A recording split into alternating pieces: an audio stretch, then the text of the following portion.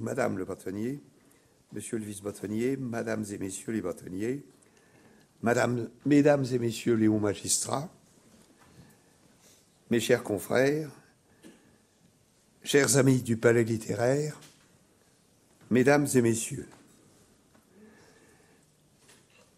Monsieur Sevag Torossian, mon cher confrère, vous êtes membre de l'Association française des docteurs en droit et membre de l'AFAIA, Association française des avocats et juristes arméniens. Monsieur Vincent Nioré, mon cher confrère, mon cher ami, vous allez nous parler ce soir des Arméniens au malheur desquels j'ai consacré un billet le 21 novembre 1977 dans le bulletin du bâtonnier. Voilà. Mon cher Vincent, vous êtes membre du Conseil national des barreaux, ancien secrétaire du Conseil de l'Ordre. Vous coordonnez les délégués du bâtonnier quant aux contestations des perquisitions au domicile et au cabinet de l'avocat. Vous êtes expert en droit de l'homme. Vous êtes aussi en relation avec la Cour suprême des droits de l'homme et membre de la délégation française au Conseil consultatif des barreaux européens, CCBE. Président de la Commission nationale pénale des avocats, Conseil d'entreprise, ACE, membre de l'Association des avocats pénalistes, AAF, membre de l'Institut des droits de l'homme des avocats européens, IDHAEI, c'est bien ça, hein? C'est ça, monsieur le Président. Enfin, vous avez été premier secrétaire de la conférence en 1984-1985 sous les bâtonnats de messieurs Guy Danet et Mario Stasi. Et en 2009-2010, secrétaire de la commission pénale de notre ordre. Et vous êtes chargé de cours en procédure pénale à l'Université de Paris-Ouest, Nanterre. Master 2 du professeur Lagarde, agrégé des facultés de droit. Monsieur Vincent Nioré, vous avez la parole. Merci, monsieur le bâtonnier.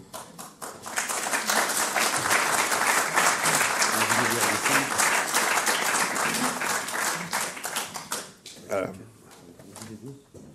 Oui, il faut m'aider. La descente, c'est plus difficile que la montée. Si vous pouvez, en fait. Si vous pouvez.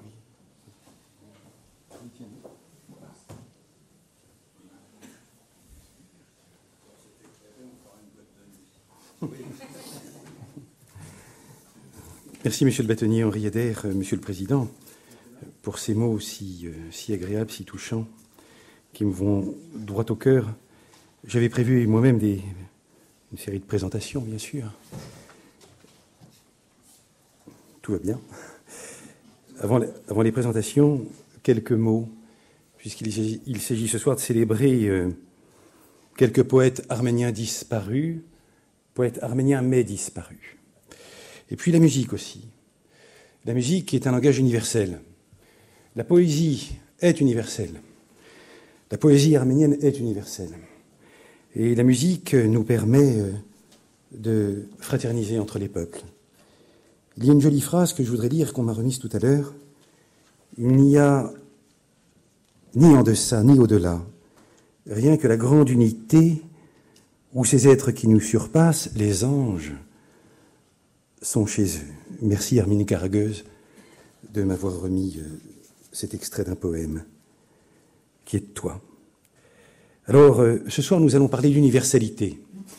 D'universalité parce que les musiciens que vous avez ici ce soir sont les héritiers des Achours. l'Achour est un poète, un troubadour, un conteur arménien du XVIIIe siècle, au rang desquels il faut situer au premier chef Sayat Nova.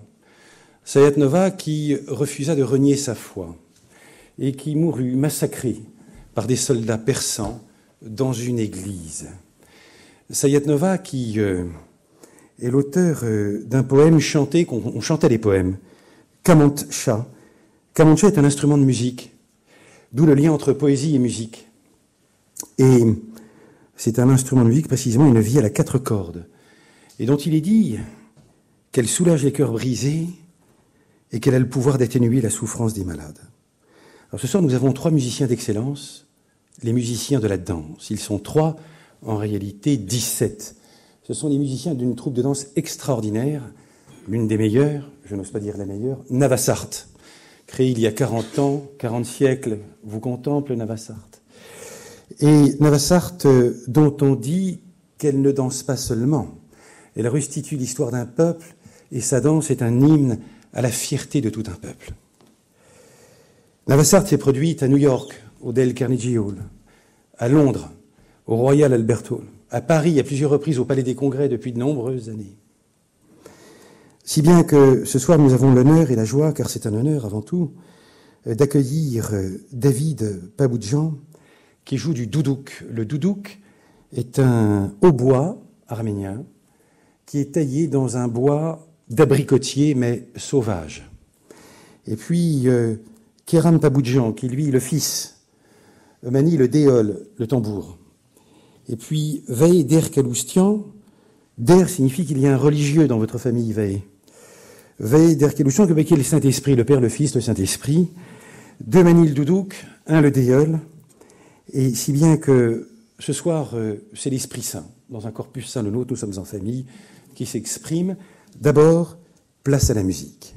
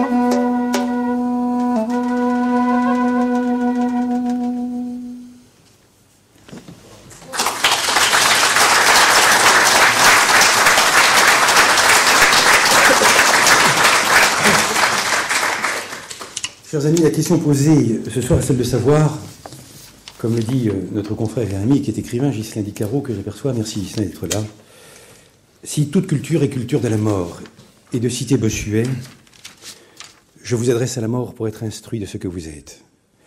Citons l'anglais Siamanto, l'un des plus puissants poètes arméniens, à mes yeux, le plus puissant. Extrait du poème La prière, et avec la lune solitaire et sanglante, comme une myriade de statues de marbre immobiles, tous les corps morts de notre terre se levèrent pour prier l'un pour l'autre. Monseigneur Zakarian, archevêque du diocèse arménien de France, Votre Excellence, merci de nous faire l'honneur de votre présence ce soir. Nous sommes émus, presque bouleversés que vous soyez là. Madame le bâtonnier Christiane Ferralschul, vous qui présidez cette soirée, mais qui avez rejoint le collège des Bernardins, là où notre confrère Thierry Massis, j'insiste, discute de la liberté, de la foi et du droit à travers un cycle de conférences avec pour sous-thème l'Apocalypse, le temps des catastrophes et le principe de justice. Il n'y a pas de hasard. Thierry Massis a pour patronyme un prénom arménien. Massis est l'autre nom du mont Ararat, là où Noé s'est échoué avec son arche, c'est-à-dire le lieu du paradis terrestre. Si bien que entre eux, au Collège des Bernardins, et nous, ce soir, il y a un lien évident. Et avec Sévac Torossian, nous sommes très honorés d'être là ce soir. Sévac Torossian, Sévag, qui porte, je le dis en présence de son père qui est là, le nom d'un poète, Sévag, Rouben Sévag, massacré en 1915. Sévag, qui travaille à son dernier ouvrage, les images sont passées, vous avez vu tout à l'heure, des femmes crucifiées. Ce sont des photographies de 1915, dit-on. Et lorsqu'on voit ces images de femmes crucifiées sur la croix, on se dit que de deux choses l'une. Ou bien que, pardon au Seigneur pour ce blasphème, Dieu est une femme, ou bien que Dieu définitivement ne peut pas exister. Nous en débattrons plus tard. Monsieur le bâtonnier Henri Adair, Monsieur le Président, vous présidez l'association du Palais littéraire, pour quelque temps encore, m'avez-vous confié. Vous avez déjà un héritier ce soir. Et vous êtes un homme d'une immense culture, extraordinaire culture. Vous êtes un puits de science, et surtout un irremplaçable déontologue. Nous connaissons votre attachement personnel à la défense de la cause arménienne, et vous évoquiez tout à l'heure, à juste titre, votre bulletin, en 1997, il y a 15 ans déjà.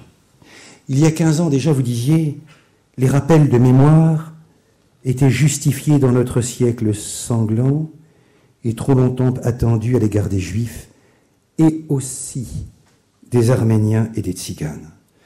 Et vous ajoutiez plus tard que la Shoah est sans équivalent. La Shoah est sans équivalent, génocide et ethnocide sans équivalent.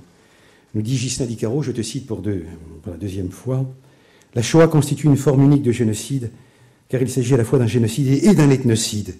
Plus précisément, le génocide était dans ce cas le moyen de l'ethnocide. Sans équivalent ne signifie pas sans précédent. Avant la Shoah, il y a Arménie 1915, premier génocide du XXe siècle. Je l'ai dit il y a 30 ans, en face, salle des criers, Raymond Aron présidait la soirée, j'étais élève avocat, juin 1982, il s'agissait de plaider l'affirmative ou la négative sur un thème pour ou contre la justification d'un terrorisme indiscriminé. Tout est parti de là me concernant, mon début d'histoire d'amour avec la conférence qui est née. Car en 2015, nous commémorerons le 100e anniversaire du génocide arménien. Et je peux vous garantir, je vous l'assure, je m'en porte garant, que le barreau de Paris sera aux premières loges de cette célébration. 100 ans de déni, cela suffit. Ne pas dénoncer le crime revient à s'en rendre le complice. Monsieur Bruno Richard, monsieur le secrétaire général, merci de nous accueillir ce soir, infiniment du fond du cœur. Et puis des remerciements très particuliers à celle que je nommerais comme étant la muse, la sainte mère du palais littéraire. Sans vous, Arlette Achache, chère Madame Achache, du fond du cœur, je vous le dis, cette soirée n'existerait pas. Vous nous avez proposé il y a 18 mois d'intervenir sur le thème de l'Arménie. C'est grâce à vous, Madame, et vous savez que nous sommes particulièrement émus d'être là ce soir. J'attends cet événement depuis 30 ans, et vous nous l'avez offert. Merci infiniment, je vous embrasse très fort. Remerciements affectueux également au président du Conseil national des barreaux, monsieur le bâtonnier Christian Charrière-Bournazel, et à sa muse, Geneviève, Madame la bâtonnière. D'abord pour leur fidélité ancestrale à la défense de la cause arménienne. Car n'oublions pas, et vous le savez, certains s'en souviennent, la présence du bâtonnier Christian Charrière-Bournazel, le 17 janvier 2007, à la Mutualité, nous discutions, il soutenait la thèse de la pénalisation de la négation du génocide arménien. Il y avait François Hollande, monsieur le président de la République, et Bernard-Henri Lévy. Bernard-Henri Lévy, dont on ne sait pas qu'il est un orateur exceptionnel, le bâtonnier Christian Charrier-Bournazel le confirme encore, exceptionnel orateur, la télévision déforme les personnalités malheureusement, et un homme de courage, un orateur de talent, un orateur de courage, qui nous a dit que le négationnisme était le stade suprême du génocide. Il nous l'a répété, car nous l'avons vu un peu partout après dans différentes manifestations. Et puis le président François Hollande, qui à l'époque, François Hollande, nous disait qu'il fallait pénaliser la négation du génocide. Monsieur le Président de la République, vous êtes un homme de conviction et nous savons que vos promesses de campagne n'engageront pas seulement celles et ceux qui y ont cru, mais vous-même. Nous sommes impatients. Nous attendons une nouvelle loi. Nous vous avons écouté le 24 avril 2012 avec le bâtonnier Christian Charrier-Bournazel. Vous avez fait un discours admirable. Il y a aussi le président de la République, Nicolas Sarkozy, qui en tant que chef de l'État s'est exprimé. Voilà un autre orateur remarquable. Ce jour-là, en tout cas, on a un discours exceptionnel. Et je le dis de manière totalement désintéressée. Et il est piquant de constater, et vous devinerez le thème de cette soirée, que chaque année, la commémoration du génocide arménien se fait devant la statue de Komitas. Komitas, qui était un musicien, un poète, qui a vécu les horreurs de 1915 et qui est mort fou à Paris parce que ces horreurs l'avaient rendu fou. Komitas, auquel le Sévactor Ossian rendra hommage dans quelques instants. Et puis, cher Christian, je voudrais te rendre hommage à un hommage particulier. Tu nous as missionnés, nous, les avocats du barreau de Paris, tes membres du Conseil de l'Ordre, pour assister en Turquie au procès d'un autre poète disparu, assassiné, Hrant Dink, écrivain, homme de talent, journaliste, poète aussi à ses heures. Assassiné comme un chien sur un trottoir, le 19 janvier 2007, 2 jours après le fameux meeting de la Mutualité du 17 janvier. Toi, Christian, qui t'es déjà rendu à de nombreuses reprises en Turquie depuis 20 ans pour défendre à l'époque les Zena et beaucoup d'autres, puis tu t'y es rendu encore avec Paul Nemo, récemment, en ta qualité de président du Conseil national des barreaux, pour obtenir la libération de 40 avocats turcs emprisonnés en Turquie. Merci, cher Christian, pour tous tes engagements qui nous touchent. Et car, grâce à ces missions, j'ai vécu des instants exceptionnels avec Alexandre Kouyoumjian, Alexandre Astagnan, Rose-Marie Frangulian, Virginie Ducène et beaucoup d'autres, la Fajad, dont le bâtonnier Henri Adair parlait tout à l'heure. Mes plus beaux souvenirs d'avocats sont de 2009, de l'été 2009, une chaîne humaine, 2000 Turcs au cœur d'Istanbul qui se tenaient par la main. Nous étions de la partie, nous nous tenions par la main avec nos frères turcs. À ce frère démocrate turc, je dis, tu as une épine dans le pied, mon frère turc. Moi, j'en ai une dans le cœur. Et j'ai le souvenir de ces avocats démocrates, de ces journalistes démocrates qui nous promenaient sur les rives du Bosphore et qui, devant chaque palais des rives du Bosphore, nous disaient « Herménie, Herménie ». Et ils voulaient nous signifier, nous le savons, mais eux le disent, ce sont nos amis turcs qui le disent, que les architectes qui ont édifié ces palais, tous ces palais étaient tous arméniens. Car l'élément arménien, j'y viens, constitue l'élite de l'Empire ottoman. Je voudrais remercier également le bâtonnier Mario Stasi, dont l'état de santé peut-être ne lui permet pas d'être là ce soir, il me l'avait promis. Parler de Mario, c'est parler de Bernard. Monsieur le bâtonnier Mario Stasi, pardon. Bernard, qui, en 1975, dans les années 75, venait systématiquement le 24 avril, salle Pleyel, implorer la Turquie, à l'époque, déjà de reconnaître le génocide arménien. Et puis, le 6 février 2012, grâce au bâtonnier Mario Stasi, qui a fondé l'Institut de droit pénal, et lequel Institut de droit pénal a pris toute son ampleur avec le bâtonnier Christian Charrier-Bournazel, avec le vice-bâtonnier Jean-Yves Leborgne, avec le bâtonnier Jean Castelin, et inversement, ils sont indissociables. Eh bien, nous avons débattu ici, le bâtonnier Christian Charrier-Bournazel était encore là, le vice-bâtonnier Jean-Yves Leborgne aussi, de faut-il, oui ou non, pénaliser la négation du génocide. C'est dire que le barreau de Paris organise 2 événements au cours de cette année 2012 qui ont leur importance. Merci, cher Mario, pour tes prises de position en faveur de cette cause arménienne. Et puis, un remerciement extrêmement affectueux au bâtonnier Jean Castelin que j'aperçois ici, depuis toujours ami des Arméniens à titre personnel et qui a poursuivi sans hésiter, en une fraction de seconde, les missions d'observation judiciaire en Turquie. Nous y sommes allés grâce au bâtonnier Jean Castelin qui nous a financés avec Alexandre Koyoumjian, Alexandre Aslanian, Rosemary Frangulian toujours, et de manière incessante. Nous nous connaissons depuis 30 ans, mon cher Jean. Et c'est finalement sur un sujet à propos du terrorisme que mes liens avec la conférence se sont noués, et puis plus tard avec la conférence et avec toi. Nous étions de la même promotion. Extraordinaire 12e secrétaire. Et puis, l'histoire ne connaît pas le hasard. Madame la bâtonnière Laurence Castelin. Merci d'être là, chère Laurence. Vous êtes, Madame la bâtonnière, vous êtes l'arrière-petite-fille du contre-amiral Louis Pivet. Le contre-amiral Louis Pivet est un saint homme. En 1909, au plus fort des massacres d'Adana, 30 000 morts, un an après la promulgation de la Constitution ottomane de 1908, à l'initiative des jeunes Turcs, dominés par le comité Union et Progrès de Salonique. Un an plus tard, 30 000 morts, Adana, 30 000 Arméniens décimés. Le contre-amiral Louis Pivet dirige son navire vers les côtes du golfe d'Alexandrette, sur les rives de la Cilicie, et il y sauve des centaines et des centaines d'Arméniens. L'amiral Louis Pivet a été célébré en 2010 sur la base navale de Toulon. Et j'aperçois Antoine Bekdikian, qui est le président de l'Association nationale des anciens combattants arméniens, qui a participé à cette célébration.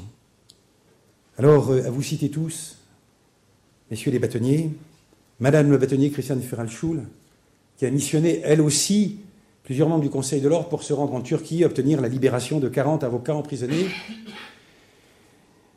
Madame le bâtonnier Christiane Feralchoul, qui a poursuivi, elle aussi, les missions d'observation judiciaire du proceeding, mais le procès a pris fin, mais les décisions ont été prises, et qui nous rejoindra tout à l'heure. Madame le bâtonnier nous fera la clôture.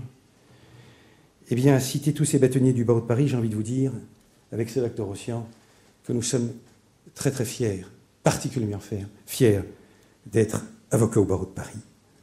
Car la seule chose qui permet au mal de triompher est l'inaction des hommes de bien.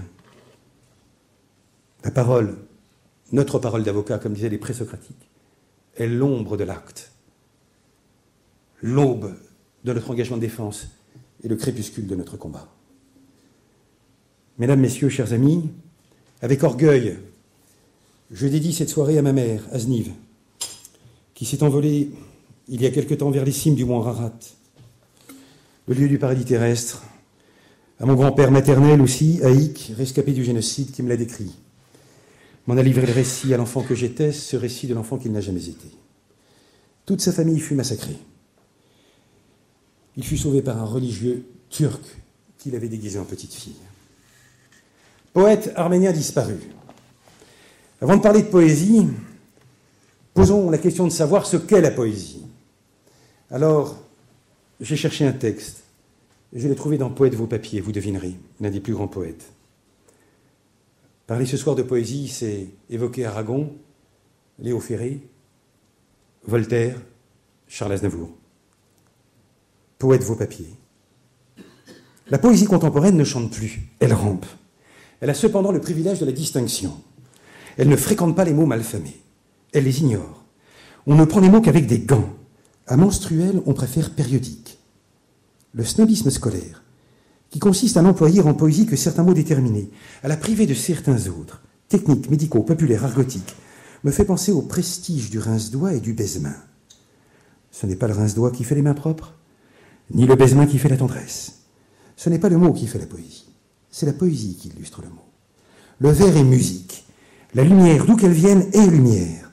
La poésie est une clameur. Elle doit être entendue comme la musique.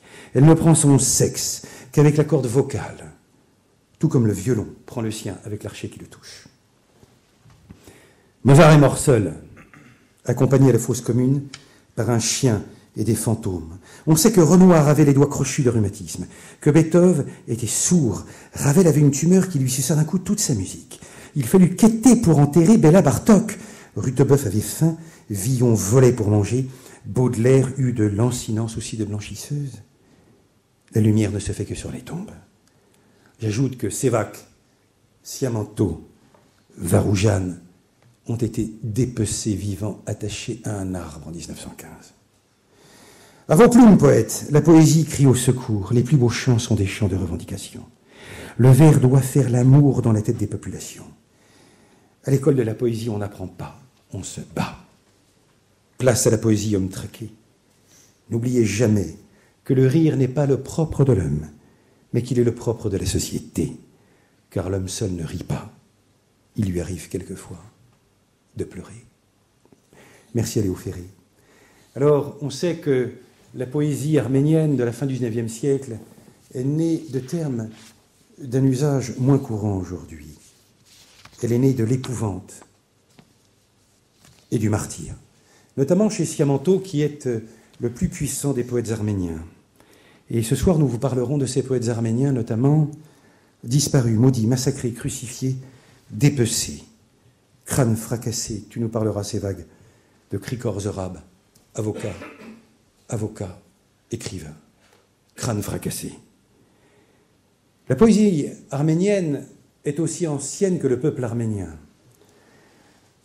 Elle illustre, et la langue qui l'illustre est la langue arménienne qui appartient aux langues indo-européennes, au courant indo-européen qui nous vient de cette Arménie que les géographes décrivent comme une grande forteresse naturelle, aux abords raides, mais recelant derrière ses remparts des tables, des bassins, des plateaux.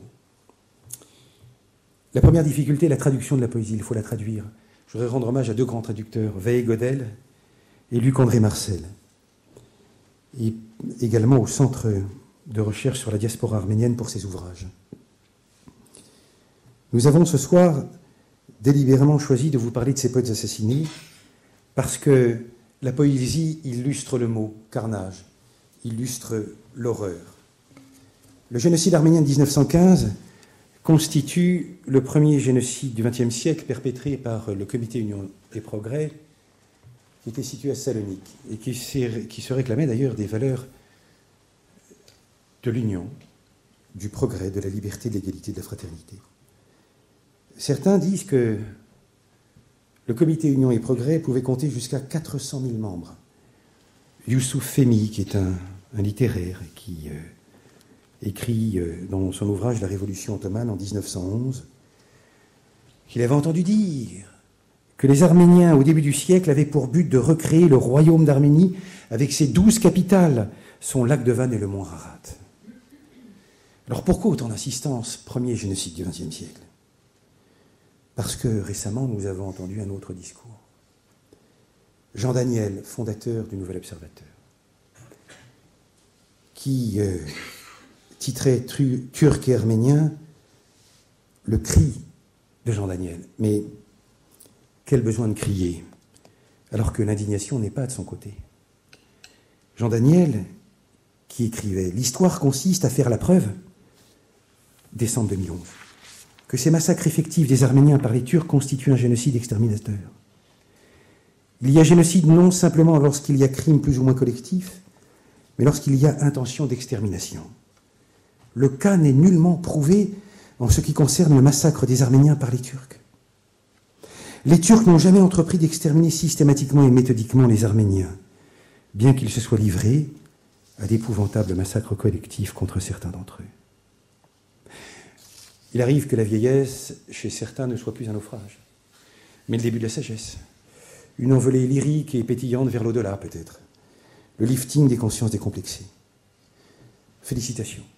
Félicitations aussi à Claude Lanzmann, l'auteur de Shoah, et qui, à propos de la défunte loi Boyer sur la pénalisation, écrivait que le Parlement légifère idiotement.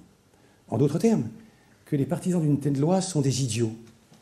Idiots, certes, monsieur Lanzmann, mais fiers de l'être. Alexandre Adler, qui ajoutait son grain de sel, de la fleur de sel, en disant, décembre 2011 toujours, qu'à propos du génocide arménien, le terme de génocide a pu légitimement être discuté. Et que les Arméniens ont pratiqué une purification ethnique sur un territoire de l'Azerbaïdjan, qu'ils occupent illégalement. Mais de quel territoire s'agit-il? Monsieur Adler, que les choses soient claires. Le président Ilham Aliyev, qui était récemment à Paris, qui est un mécène du Louvre, c'est une bonne chose d'ailleurs, qui a financé en partie, une faible partie d'ailleurs, l'ouverture d'un département des arts islamiques. Monsieur Adler, le président Aliyev est un assassin de la culture et de la civilisation arménienne. Voyez-vous cette stèle qui porte le nom en arménien de Khatchkar? C'est une stèle funéraire. Vous avez vu tout à l'heure des images qui seront rediffusées encore. L'armée azérie sur un territoire enclavé sur le territoire de l'Azerbaïdjan, le Nakhitchevan. Vous avez eu des centaines de militaires armés de bulldozers, de pelles et de pioches démolir toutes ces stèles qui appartiennent au patrimoine mondial de l'humanité. C'était il y a moins de 10 ans. Des centaines de stèles funéraires. Il n'en est plus une seule. Ensuite, les débris ont été concassés et passés au broyeur. Il n'y reste plus rien. Quelles ont été les protestations? Aucune. Pas même l'UNESCO. Merci à Karine Torossian pour toutes ces images. J'en terminerai avec M. Pierre Nora, qui disait encore qu'il suffit d'écraser 2 ou 3 mouches pour que l'on parle de génocide. Mais il parlait de la question arménienne. Et puis, par la décision du Conseil constitutionnel, en forme de syllogisme discutable, contraire à la jurisprudence de la Cour européenne des droits de l'homme. Alors, Jean-Daniel, quitte ton linceul d'insolence et d'ignorance. Tais-toi, car je t'entends à distance. Écoute Morgento. Henri Morgento, ambassadeur des États-Unis à Constantinople de 1913 à 1916, qui a défini avant tout le monde le crime contre l'humanité, et qui, dans ses mémoires, parle de l'assassinat d'une nation, de l'extermination arménienne. Seule voix juive à s'être élevée en 1919. Dans tout l'Empire ottoman, un système méthodique était appliqué en vue d'anéantir tous les hommes valides, autant pour supprimer ceux qui auraient pu créer une nouvelle génération que pour faire de la partie la plus faible de la population une proie facile. L'extermination systématique des hommes se poursuivait. Les souffrances des Arméniens furent grandes et constituent un autre chapitre de la longue série de crimes dont la Turquie aura à répondre devant le monde civilisé. Il ajoute que Talat niait que l'expulsion de la population arménienne fit partie d'un programme prémédité. Il cite Talat Pacha: « Nous avons déjà liquidé la situation des 3/4 des Arméniens. Il n'y en a plus à Bitlis, ni à Van, ni à Erzurum. » Alors écoutez bien, la haine entre les deux races est si intense qu'il nous faut en finir avec eux, sinon nous devrons craindre leur vengeance.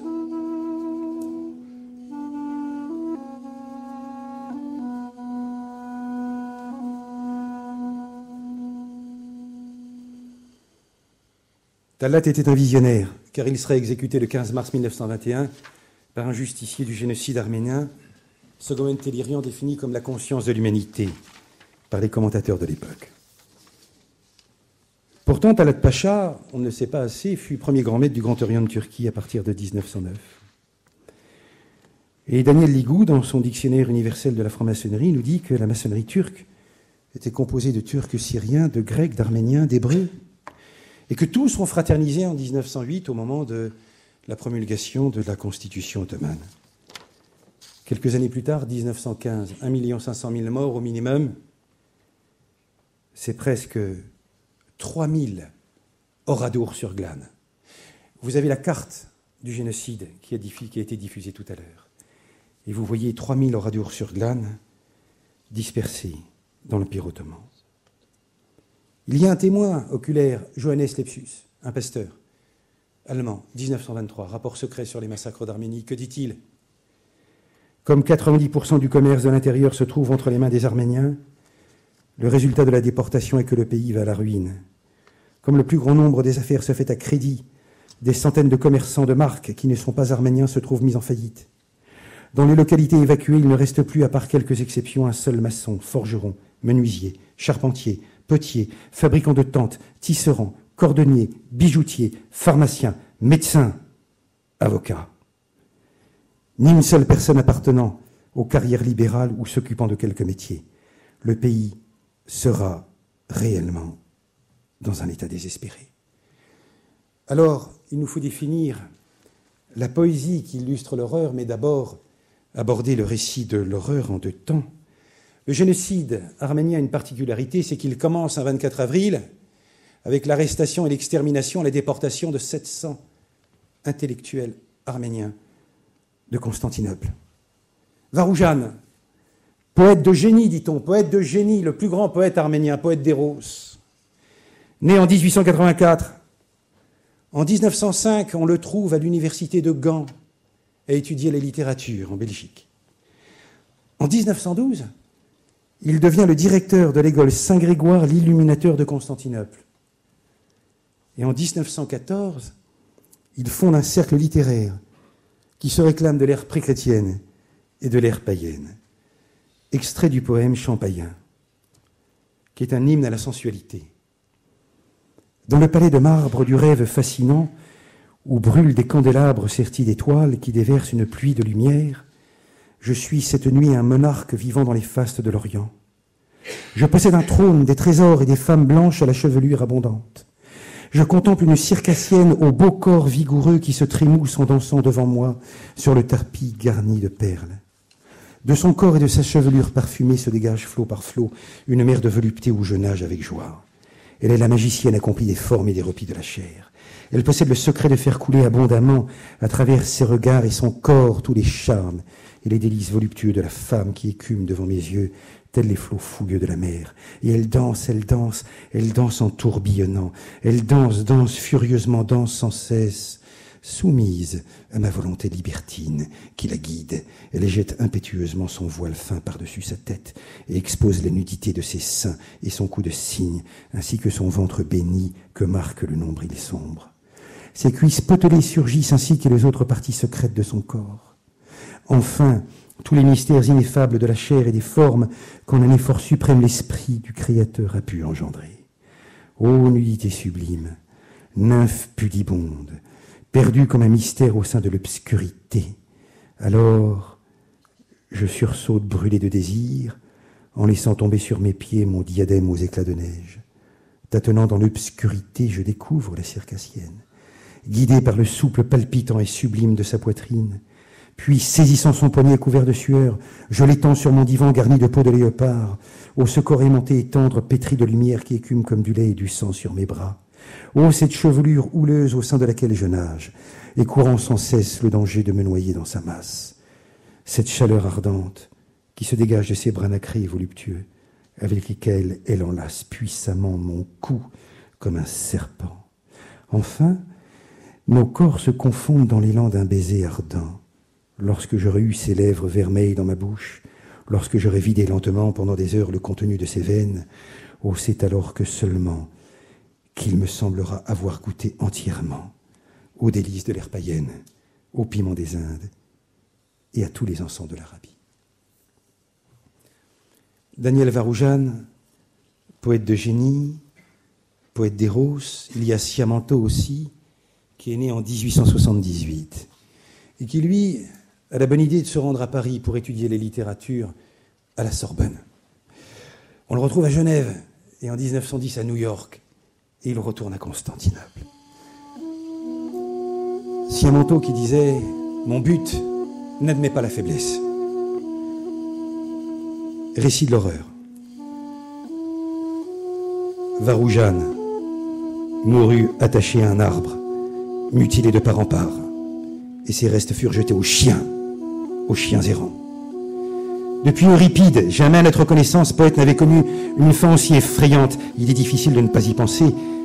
Le poète avait 31 ans, nous dit Luc-André Marcel. Arrêté le 24 avril, vers minuit, Sévac et Varoujan vont passer 4 mois en prison. Dans l'un des rares messages qu'il parvient à lui transmettre, Varoujan prie sa femme de lui envoyer son exemplaire de l'Iliade. Laissant la parole à ce chauffeur turc, Hassan, qui fut témoin du crime, un témoin horrifié. Je dus me mettre à la disposition de la police. À l'endroit de notre rendez-vous stationnait une autre voiture dans laquelle se trouvait un policier et un gendarme avec 5 effendis.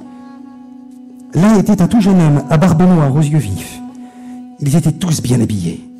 Ils avaient l'air inquiets, abattus, on leur avait lié les mains. Le policier les fit monter dans mon véhicule et lui-même prit place dans l'autre voiture avec les gendarmes. Le voyage fut soudain interrompu. 4 hommes armés jusqu'aux dents surgirent devant nous.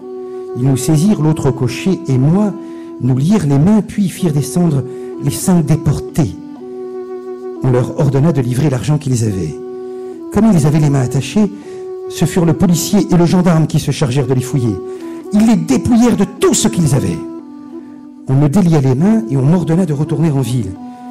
Les 4 bandits ordonnèrent aux prisonniers de les suivre. Je les suivis à distance. Ils traversèrent le ravin. À cet endroit, un petit bois garnit la colline. Ils y pénétrèrent. Arrivés en pleine forêt, le chef dit quelques mots. Aussitôt, les hommes se ruèrent sur les effendis, les dépouillèrent de leurs habits, les déshabillèrent complètement. Comment décrire ce que j'ai vu? Ces pauvres victimes furent une à une saisies et attachées aux arbres, ne pouvant se défendre, ayant les mains toujours liées. Puis tous dégainèrent leurs poignards et commencèrent à les larder de coups. Lentement, posément, les cris des suppliciés, leur rage impuissante me soulevait le cœur. Oui, moi aussi je suis un criminel. J'ai assassiné un homme et j'ai subi pour cela 15 ans de travaux forcés. Mais je n'ai pas été un lâche comme ces assassins.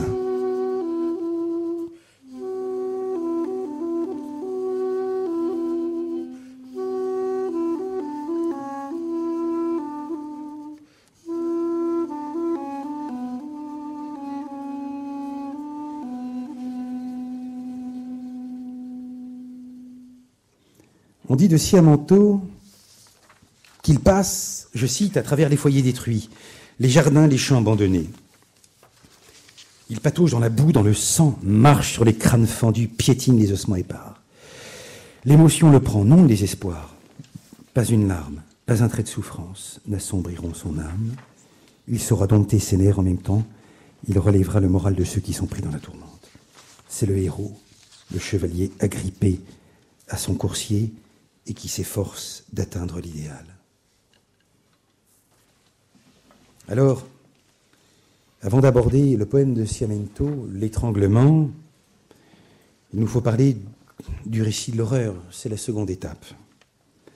À celles et ceux qui contestent l'existence du génocide arménien en tant que tel, il nous faut rappeler l'horreur. Voilà un poème qui a été censuré pendant plusieurs dizaines d'années, m'a-t-on dit, au sein de la communauté arménienne du Liban, car il n'était pas admis qu'une mère arménienne puisse étrangler son enfant. Curieusement, j'ai retrouvé le récit d'un témoin oculaire, un correspondant de guerre, Henri Barby, qui publie un ouvrage en 1917, Au pays de l'épouvante. C'est un témoin oculaire. Il a assisté au massacre. Et puis, j'ai retrouvé également l'ouvrage de Paul Duvéou, qui était un militaire, qui publie un témoignage d'un témoin oculaire, le sien, en 1938, curieusement le jour, l'année de la mort de Mustafa Kemal Atatürk, dont il cite le témoignage, Henri Barby.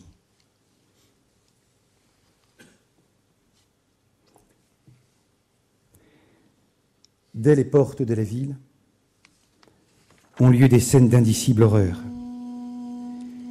Les hommes sont séparés de leurs compagnes et de leurs enfants, dont les cris d'effroi emplissent la campagne. À coups de sabre, à coups de couteau, à coups de fusil, avec 1000 raffinements de cruauté, on les massacre. La terre, l'herbe sont trempés de sang. Les enfants, les yeux agrandis par la terreur, poussent de longs hurlements. Les femmes se tordent les bras, supplient, s'évanouissent. L'odeur fade du sang répandu se sent plusieurs centaines de mètres à la ronde. La sinistre besogne est bientôt finie. Les bourreaux s'avancent alors vers le lamentable troupeau que forment les femmes, les jeunes filles, les enfants.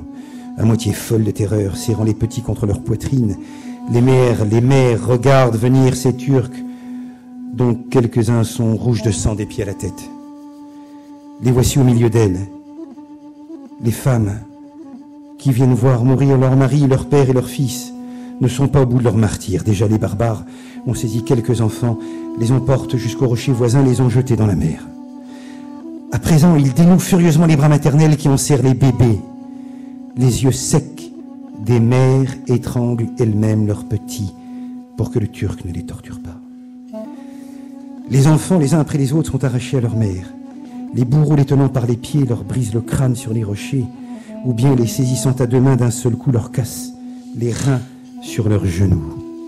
Dans un coin, 2 Kurdes, ivres de carnage, se sont emparés d'un même enfant, l'un par une jambe, l'autre par un bras.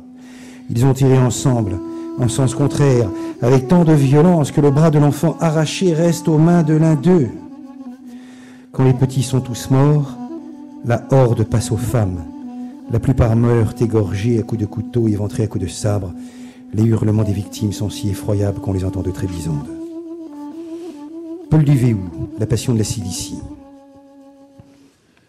À Kharpout, à Mézré, ils arrachaient aux hommes les ongles et les sourcils, leur ferraient les pieds comme à des chevaux, et leur disaient que maintenant votre Christ vous aide. Djevad Bey, dignitaire de la loge de Salonique, avait inventé, avec ce supplice qui lui valut le surnom de maréchal ferrant de Bacalé, celui d'introduire sous les chemises des femmes des chats qu'on fustigeait. Le vali d'Alep, semait les routes de mains d'enfants coupés. À l'école américaine de Marash, les Turcs réunirent 100 femmes et des enfants. Plusieurs n'avaient pas 1 an, qu'ils mutilèrent de toutes les façons possibles. 34 Arméniens y furent fusillés et 24 pendus le 14 août. Officiers, gendarmes, soldats sodomisèrent publiquement ces cadavres encore dans les spasmes, puis se rendirent devant l'hôpital allemand en criant « Vive l'Allemagne !» Les Allemands leur offrirent un lunch.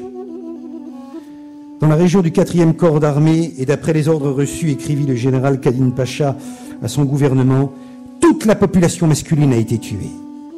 Les gendarmes brûlaient avec du pétrole les enfants à la mamelle. Un Turc arracha l'enfant qu'une mère portait encore dans son ventre et l'écrasa contre la paroi. Mustafa Kemal en fit l'aveu devant la cour martiale turque de Constantinople lors du procès des unionistes. Les pachas ont instauré toutes sortes de tyrannies, organisé les déportations, les massacres, brûlé avec du pétrole les enfants à la mamelle, violé des femmes, des jeunes filles en présence de leur père, garrotté et blessé, séparé les jeunes filles de leur père et mère, confisqué leurs biens, les ont exilés jusqu'à Mossoul dans un état lamentable en exerçant toutes sortes de violences. Ils ont embarqué à bord des caïques des milliers d'innocents, les ont jetés à la mer.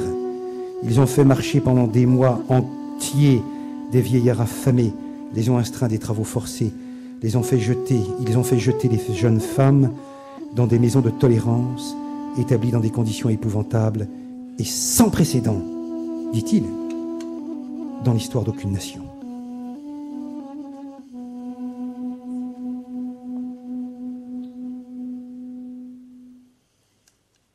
Paul du Véou ajoute que l'Allemagne enseignait la technique des massacres à Talat Pacha et que jamais elle ne tenta d'en limiter l'horreur. L'étranglement Siaminto. Pour mieux comprendre le poème, il nous fallait passer par le récit. Entre les 4 murs d'une cave, nous nous sommes entassés 40 malheureux, tel un troupeau de bêtes poursuivis par les fureurs d'une tempête de sable, tremblante, bousculée par la vision de la mort. Un silence de pierre s'apesantissait sur nous avec toutes ces horreurs. Pas le moindre chuchotement. Tous retenaient leur respiration et leurs lèvres étaient cousues. Nos regards terrifiés où brillaient des lueurs démoniaques allaient de l'un à l'autre. Ils aspiraient la mort de l'autre. Ainsi, d'un jour à l'autre, figés dans le silence des pierres tombales, pris par les affres de la faim, nous forgions sur nos corps les transes de la frayeur. Et pour freiner notre rage et les désirs secrets de nos cœurs, plusieurs d'entre nous se mettaient à ronger rageusement leurs doigts. Le silence de pierre se reflétait dans nos yeux, tel l'infini. Au dehors, sous le soleil souriant des milliers de barbares au visage bestial, que le pillage des champs et la destruction des villages n'avaient pas encore assouvi, cherchaient notre cachette et désiraient notre trépas. Perdus dans les transes de la mort au fond des sinistres ténèbres de notre retraite, c'est avec terreur, terreur et terreur que nous entendions les cliquetis foudroyants des armes à feu, des lances, des baïonnettes et des épées qui faisaient rage sous le soleil. Et les cadavres tombaient sur le toit de notre cave en trébuchant comme des arbres déracinés. Les gémissements des agonisants, tantôt déchirants, tantôt assourdis, traversaient les murs, pénétraient jusqu'en dans notre cachette, en y semant la terreur. À travers le toit de terre qui nous servait de cercueil, le sang chaud qui collait là-haut à flot et qui suintait se mit à tomber goutte à goutte sur nos visages. Juste à cet instant, un nouveau-né se remit à pleurer, en poussant des cris stridents. Cet être innocent allait nous trahir. Il ne nous restait plus qu'à commettre un crime. C'était notre unique espoir, lorsque sa mère, tout en sanglotant, enfin murmura « Que la miséricorde divine nous soit assurée. Mes seins se sont taris. Il ne reste plus rien, pas même une goutte, sinon du sang. Mon lait s'est tari jusqu'à la dernière goutte. Il ne reste plus rien. Faites ce que vous voulez. » « Il faudra l'étrangler » cria quelqu'un en levant son bras chargé de colère. « Il faudra l'étrangler » voilà ce que nous chuchotâmes tous les 40 à la fois. « Étranglez-moi d'abord, et mon enfant ensuite.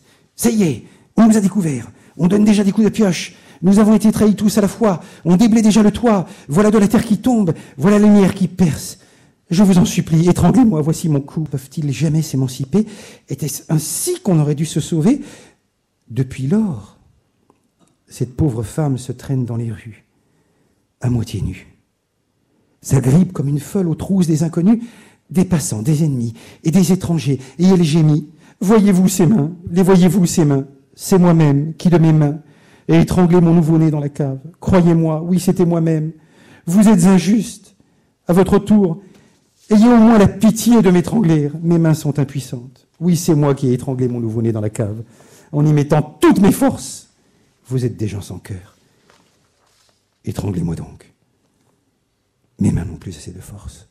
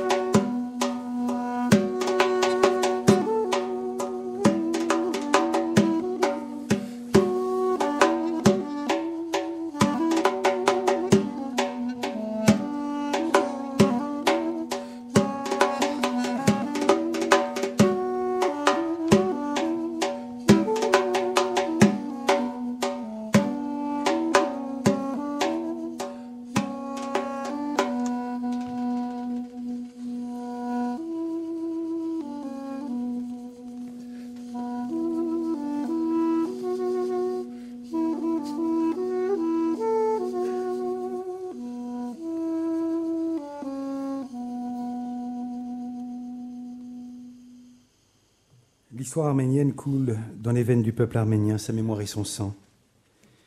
Alors évoquer le passé, c'est évoquer le présent, c'est parler de l'héritier direct des Achours, Charles Aznavour. C'est aussi parler de Voltaire, et vous constaterez tout à l'heure la similitude qui existe entre la même source d'inspiration entre Voltaire, Sciavinto et Aznavour. Ils sont tombés, sans trop savoir pourquoi.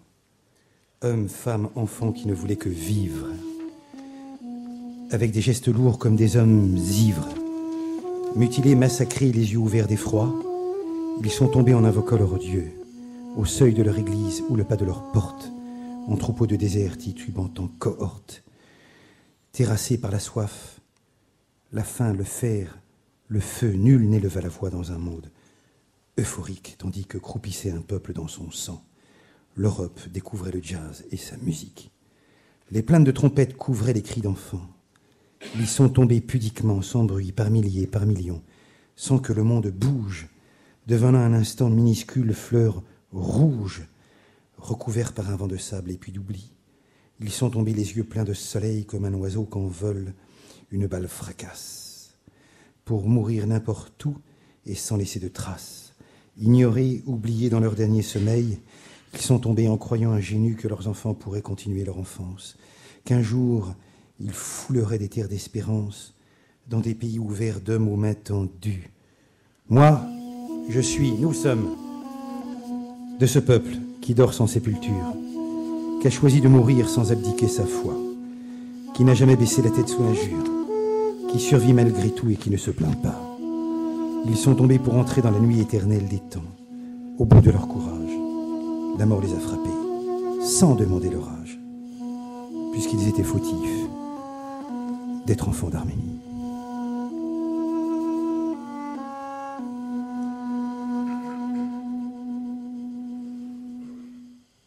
Avant de céder la parole à Sévactorossian, pour comprendre la poésie arménienne, il faut revenir aux fondamentaux, Voltaire. Poème sur le désastre de Lisbonne. Il me semble, je peux me tromper, que Voltaire ait été le premier à définir le crime contre l'humanité à travers tout simplement un tremblement de terre. 1756. Ô malheureux mortel, ô terre déplorable. Philosophes trompés, toujours ces philosophes trompés qui criaient « Tout est bien ». Accourez et contemplez ces ruines affreuses, ces débris, ces lambeaux, ces cendres malheureuses, ces femmes, ces enfants, l'un sur l'autre entassés, sous ces marbres rompus, ces membres dispersés, 100 000 infortunés que la terre dévore, qui, sanglants, déchirés et palpitants encore, enterrés sous leur toit, terminent sans secours, dans l'horreur des tourments, leur lamentable jour. Aux cris demi-formés de leurs voix expirantes, au spectacle effrayant de leurs cendres fumantes, direz-vous, en voyant cet amas de victimes, Dieu s'est vengé, leur mort est le prix de leur crime? Quel crime, quelle faute ont commis ces enfants sur le sein maternel, écrasé et sanglant? Lisbonne qui n'est plus, eut-elle plus de vices que Londres, que Paris? Plongée dans les délices, Lisbonne est abîmée et l'on danse à Paris, tranquilles spectateurs, intrépides esprits, de vos frères mourants contemplant les naufrages. Vous recherchez en paix les causes des orages, mais du sort ennemi, quand vous sentez les coups, devenus plus humains, vous pleurez comme nous. Vous criez, tout est bien d'une voix lamentable, éléments, animaux, humains, tout est en guerre, il le faut avouer, le mal est sur la terre. L'homme étranger à soi, de l'homme est ignoré. Ce monde, ce théâtre est d'orgueil et d'erreur, est plein d'infortunés qui parlent de bonheur. Tout se plaint, tout gémit, en cherchant le bien-être. Nul ne voudrait mourir, nul ne voudrait renaître, mais le plaisir s'envole et passe comme une ombre. Nos chagrins, nos regrets, nos pertes sont sans nombre. Le passé n'est pour nous qu'un triste souvenir. Le présent est affreux s'il n'est point d'avenir. Si la nuit du tombeau détruit l'être qui pense. Un jour, tout sera bien.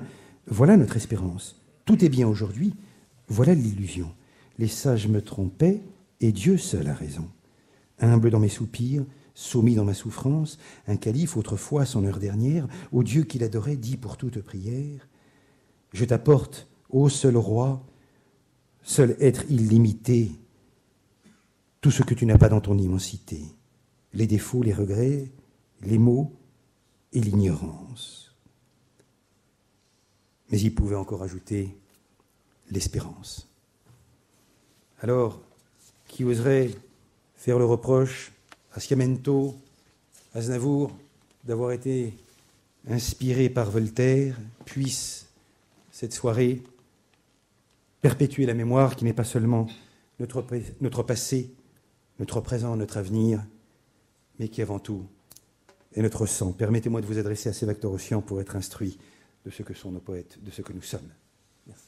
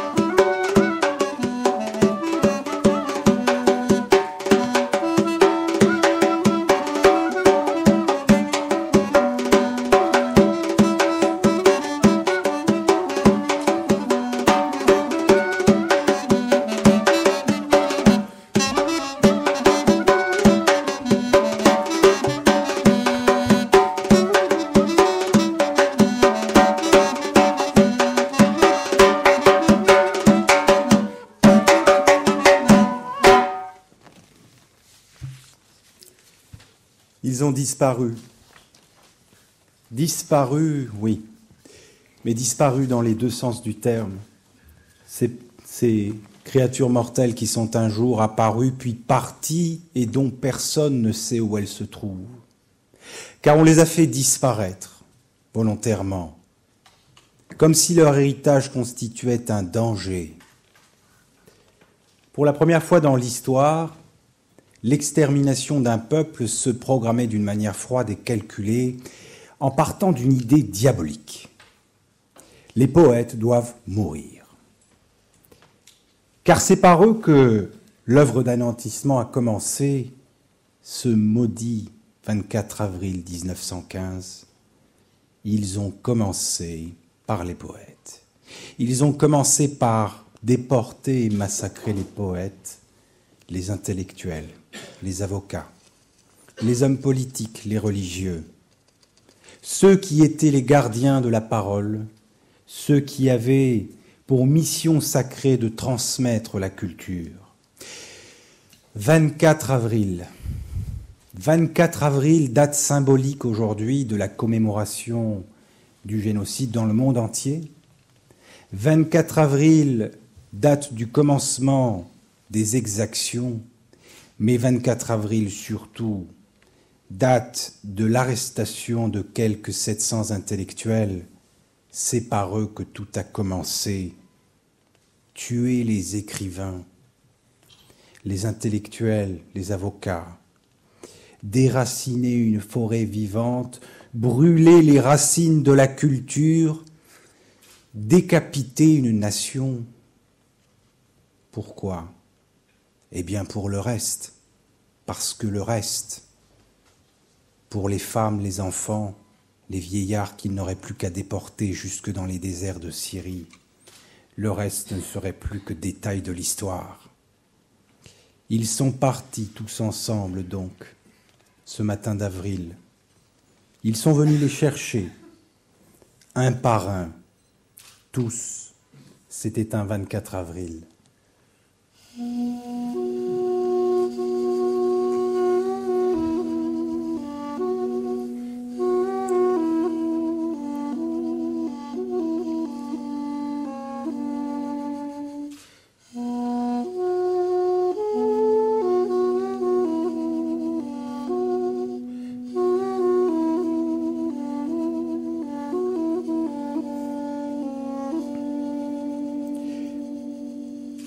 Nous avions un confrère, Krikor Zorab, avocat, écrivain.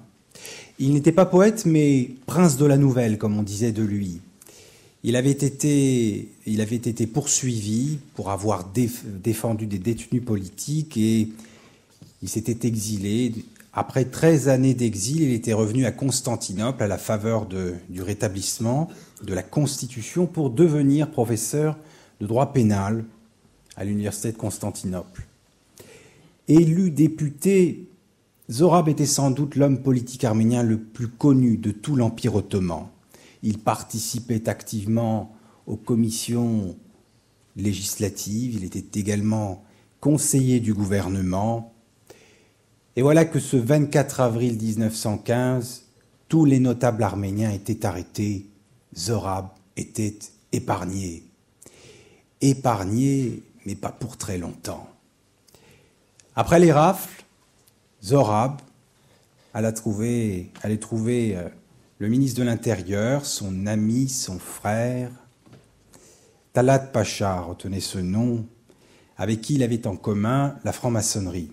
Donc, singulière fraternité qui lui offrit sans doute un répit, sanguinaire fraternité plutôt, qui n'était qu'illusion.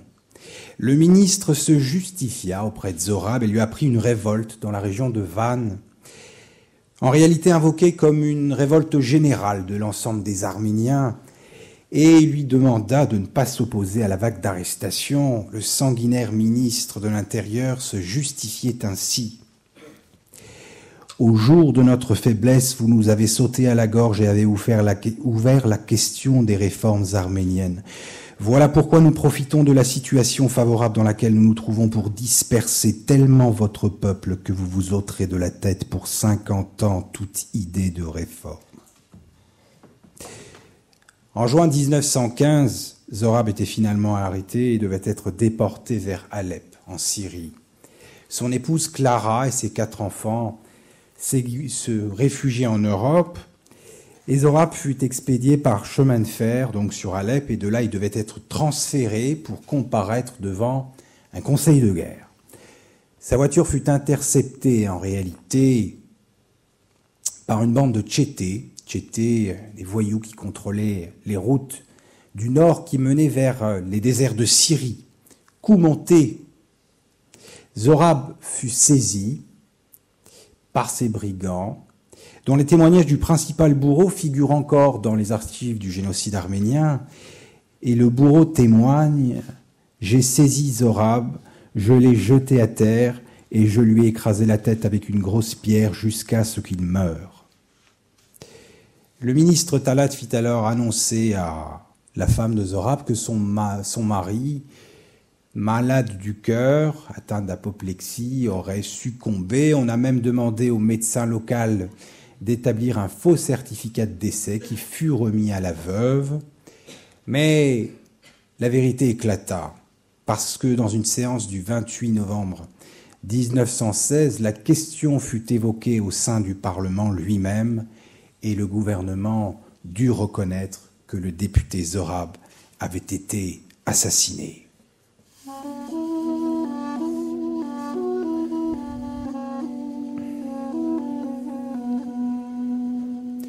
Peu échappèrent au massacre. Le révérend père Gomidas connut lui aussi la rafle de 1915, mais il y survécut miraculeusement pour mourir en réalité à Paris, à l'hôpital psychiatrique de Villejuif. Fou, il était devenu fou, envahi par 1000 images d'horreur que des yeux d'homme n'auraient jamais dû voir. Son héritage inestimable, c'est la musique religieuse. Il symbolise à lui seul l'identité arménienne post-génocide, déchirée entre le besoin de création artistique et le trauma. Tchárens, le poète Tchárens, qui n'avait pas pu assister à ses funérailles, écrivit de lui « Tout ce qu'a jadis eu ton peuple dans son passé lumineux et glorieux, ce qu'il a ces jours désiré et pensé, il l'a réuni et te l'a donné. » Avec Gomidas, c'est la musique, mais aussi la poésie religieuse qui était consacrée. Et ce lien de la littérature à la religion a toujours été très fort dans la culture arménienne.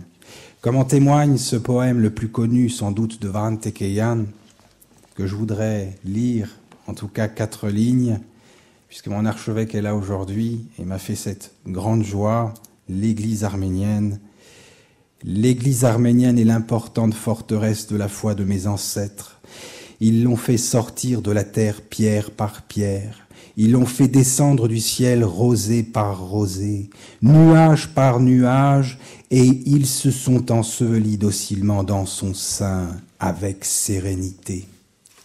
Mais écoutez plutôt ce chef-d'œuvre de Gomidas, Ambela, qu'on pourrait traduire par nuageux.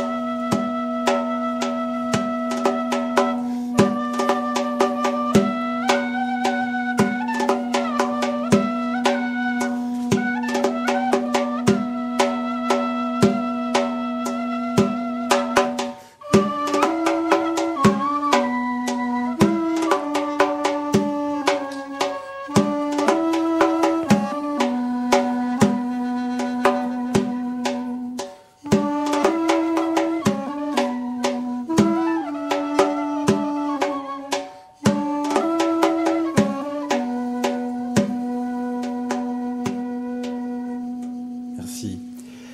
Tout comme Gomidas, Vahan Tekeyan, donc. Vahan Tekeyan était un poète également miraculé du génocide. En 1920, il avait même participé aux négociations autour du traité de Sèvres, traité que vous ne connaissez peut-être pas parce qu'il a été jeté aux ordures. Un traité qui prévoyait avant tout le monde, dans son article 230, la mise en place d'une juridiction internationale pour juger les bourreaux. En 1919, création d'un tribunal pénal international. Voilà l'acte précurseur qui était envisagé. Mais voilà ce qui s'est passé. Jeté aux ordures, un tribunal, un jugement qui aurait évité 100 ans de déni et qui a été volé par les Alliés. Une démission du droit qui chuchote à nos oreilles depuis 100 ans et qui chuchote encore ce soir. Mes amis, vous n'existez pas. Cette salle est vide ce soir. Écoutez, c'est ce que disent les fantômes des poètes arméniens disparus. Écoutez celui de Tekeyan aussi. Ses compagnons n'avaient pas eu la chance de survivre.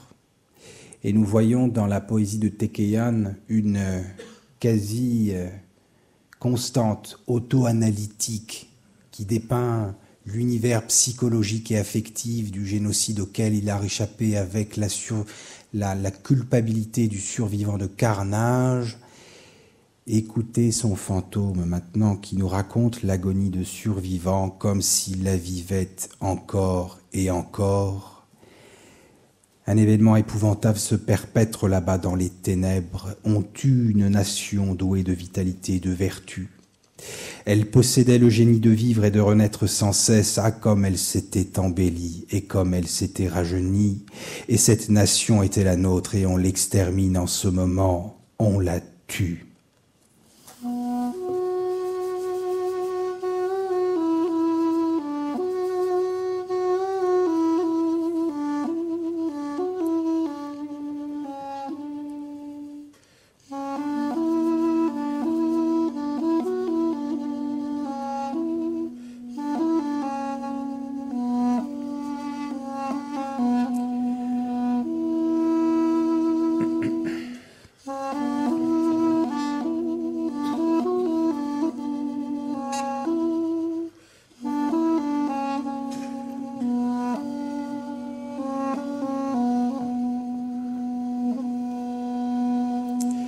Il y eut un avant, il y eut un après. Un avant qui devait expliquer le pendant. La grande tragédie culturelle des Arméniens est que le génocide a voilé toute l'arménologie. L'arménologie. 7500 ans de culture, de la littérature mystique des anciens temps, des pères de l'Église, de Nephsès le Gracieux, Grégoire de Narek, jusqu'à la Renaissance, c'est l'impertinente survie d'une culture multimillénaire qui était en jeu, l'impertinente survie de l'une des dernières anciennes civilisations du monde arrivée à l'aune du XXe siècle, parfois en rampant.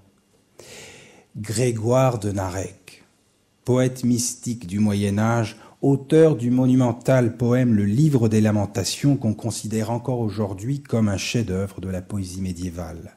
Mais écoutez plutôt, j'ai été orgueilleux, moi, poudre vivante, et fier, moi, argile parlante, et hautain, moi, vil terreau. Je me suis exalté, moi, cendre sordide, j'ai brandi le poing, moi, coupe fragile. Je me suis accru plus qu'un roi, puis comme l'homme qu'on expulse, je me suis reclus à nouveau en moi, j'ai reflété l'incendie de la fureur, moi, boue intelligente. Ma prétention m'enfla comme étant immortel, moi de mort encloué comme des bêtes. J'ai étendu les bras vers la passion de vivre, n'ai pas tourné ma face, mais mon dos. L'esprit ailé, je me ruais vers de noirs mystères, j'ai dégradé mon âme pure en flattant mon corps. 7500 ans, oui. Arménie mystique que le monde ignore. Une époque reculée où le plus ancien site astronomique du monde, Il y avait eu tout à l'heure une diapo, je vous emmènerai un jour. Karaunj, le plus ancien site astronomique du monde, à 200 km d'Erevan, témoigne d'une connaissance avancée à cette époque en astronomie, donc en mathématiques, donc en géométrie, donc en écriture, alors que le monde aujourd'hui accorde encore la paternité de l'invention de l'écriture aux Phéniciens, mais qui sait? Arménie mystique, qui a aussi accompagné les premiers chapitres de la Bible, celle de Noé et de sa descendance. Noé qui fit échouer son arche sur les hauteurs des montagnes d'Ararat. C'est là que toute l'humanité reprit vie.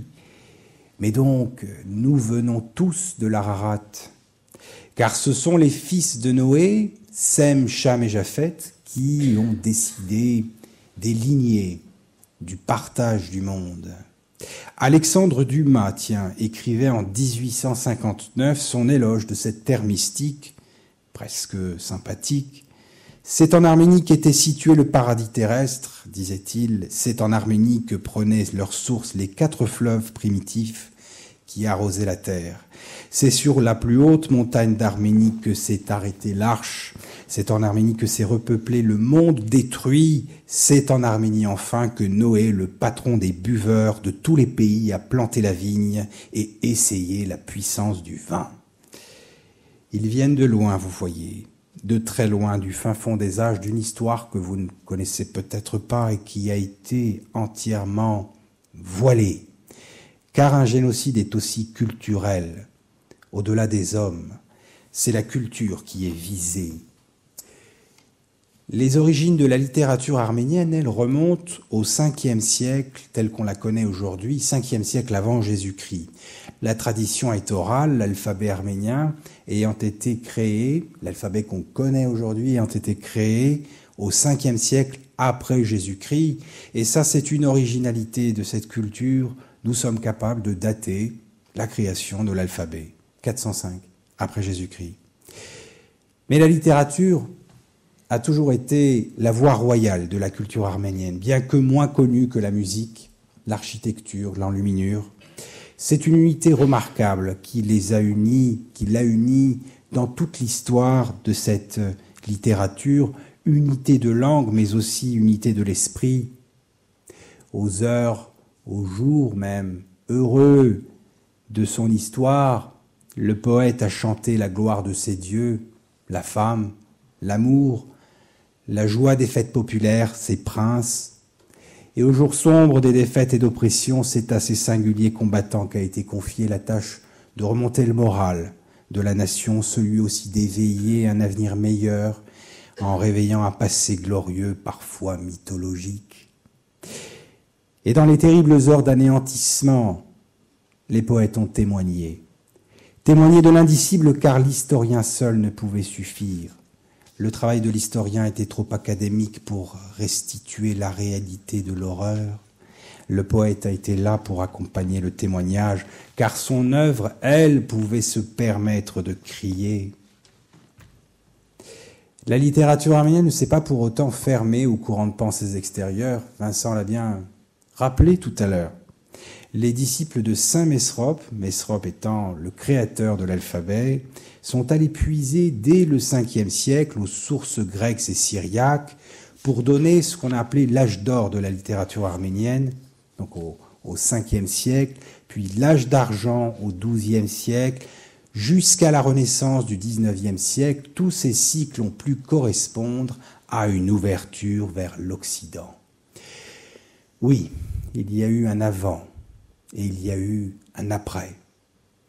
L'après, lui, est vécu comme un cri d'espoir, comme l'écrivait le poète Toumanian par une simple phrase humble et lumineuse.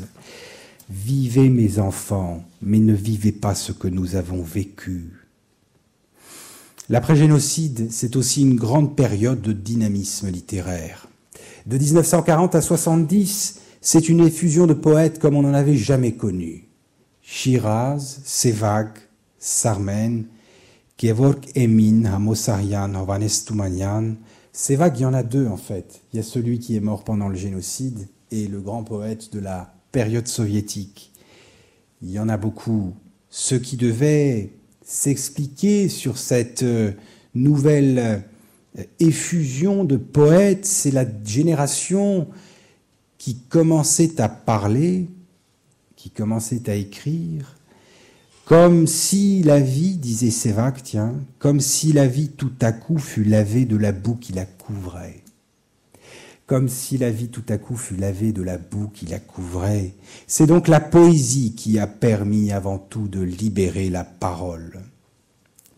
Et dans cette littérature post-génocide, on a aussi tenté de comprendre. Les poètes ont aussi écrit pour expurger l'indicible. Les auteurs ont aussi eu recours aux forces imagées de la nature, par exemple, pour expliquer l'insoutenable, comme le faisait Shiraz dans un poème fantastique. L'ennemi prend la forme ici du vent qui détruit tout sur son passage sans raison apparente. Nous étions en paix comme nos montagnes, vous êtes venus comme les vents fous. Nous avons fait front comme nos montagnes, vous avez hurlé comme des vents fous. Éternels, nous sommes comme nos montagnes, vous passerez comme des vents fous. Vous le comprenez, l'Arménien s'identifie aisément à la terre.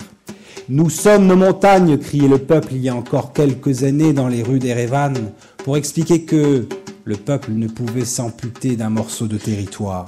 Car le poète a une mission, il est le vecteur d'une identité nationale qui résiste et résiste encore et encore, et qui résiste aux empires environnants. Et comprenez, des empires environnants, il y en a toujours eu.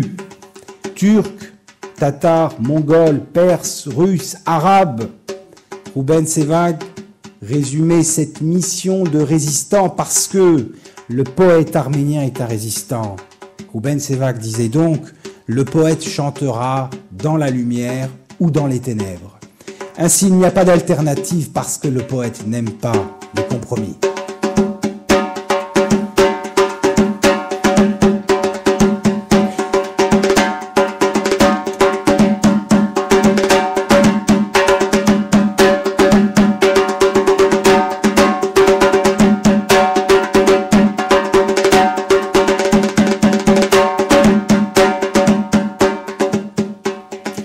L'après-génocide, c'est aussi le temps de l'exil. Ils ont débarqué en France dans ces années 1915 dans les ports de Marseille pour repartir à zéro. La France, terre d'accueil des poètes disparus. Ceux qui disparaîtraient quelques années plus tard sur le sol français, ceux qui disparaîtraient aussi pour la France. Oui, le poète arménien est un résistant, et cette mission de résistant, il l'a aussi remplie pour la France. Misak Manouchian était un poète et un résistant, résistant dans le sens que la Seconde Guerre mondiale lui prodiguait. Militant communiste, engagé volontaire de l'armée française, plusieurs fois fait prisonnier. Et voilà que le 21 février 1944, 22 hommes du groupe Manouchian sont fusillés au Mont Valérien. La propagande allemande placarde alors dans tout Paris 15 000 affiches rouges portant en médaillon noir le visage de 10 fusillés, avec au centre celui de Manouchian, et cette inscription « Arménien, chef de bande, 56 attentats, 150 morts, 600 blessés ». Il voulait les stigmatiser. Mais voilà que cette affiche rouge, au lieu de stigmatiser les hors-la-loi, produit l'effet inverse. Pour toute la résistance, elle devient l'emblème du martyr. Les sympathisants se multiplient. Aragon écrira un poème inspiré de la dernière lettre que Manouchian écrite à sa femme Mélinée. C'était en 1956, mise en musique par Léo Ferré en 1959. Cette lettre est magnifique et il faudrait que tu la lises, Vincent. Alors il me faut conclure, mais je voudrais dire ceci avant de te redonner la parole. Puisque je vous l'ai dit, oui, le poète arménien est un résistant, mais son combat est universel. Qu'il soit tombé, pour reprendre ce mot d'Aznavour, qu'il soit tombé là-bas, sans trop savoir pourquoi, ou qu'il soit tombé pour la France, il est tombé pour une raison, une seule, parce qu'il voulait être libre.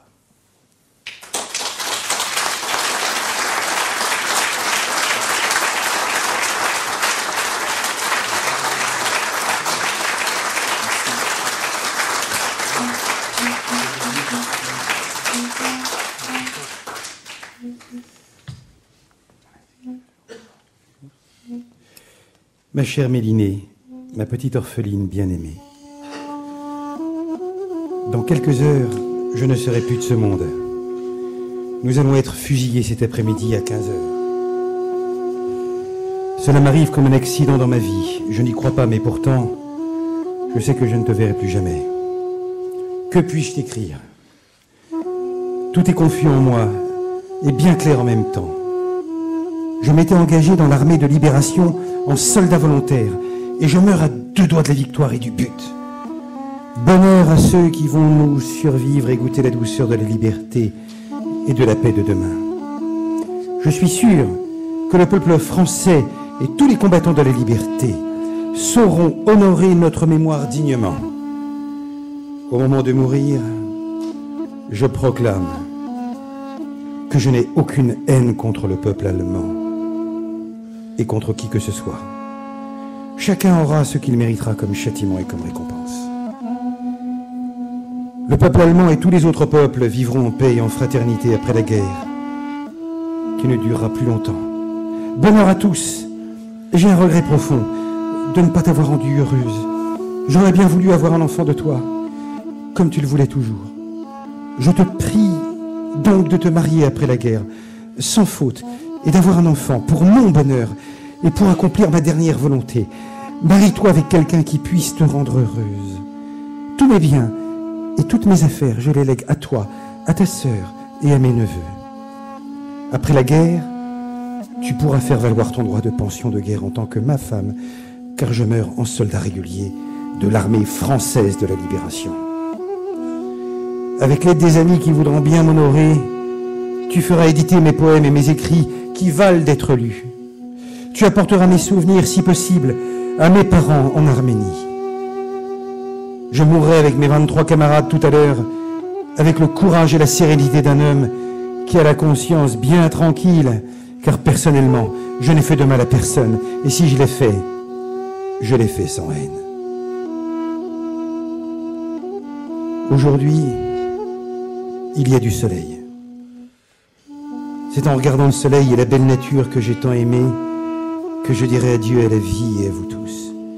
Ma bien chère femme, mes bien chers amis, je pardonne à tous ceux qui m'ont fait du mal ou qui ont voulu me faire du mal, sauf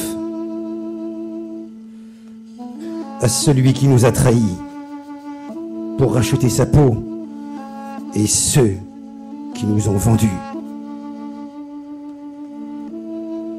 Je t'embrasse bien fort, ainsi que ta sœur, tous les amis qui me connaissent, de loin ou de près.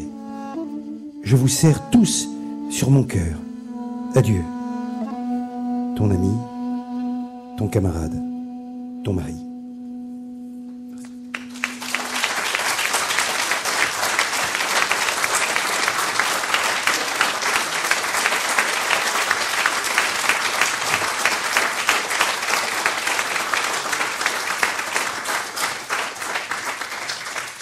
Madame Elvatenier, pour la clôture.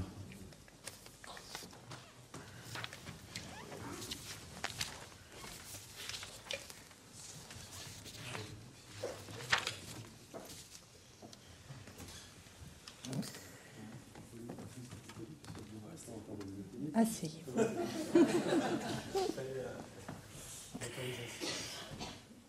Bonsoir à tous, chers confrères, chers amis, chers tous. Je suis ravie d'être avec vous et je voulais impérativement être présente. Ce soir, je devais être au Bernardin, j'y étais. Et je n'ai donc pas pu être présente dans cette soirée. Mais je voulais y être impliquée. Je voulais être avec vous, Sévague Torossian, et avec toi, Vincent Nioré. Et je ressens, en entrant dans cette salle, je ressens toutes les vibrations. Toutes les vibrations de cette soirée, je sais qu'elles sont encore là et j'aurai plaisir à me faire narrer ces poèmes tout à l'heure. Je ressens également tout votre talent ce soir, à la fois conjoint et respectif.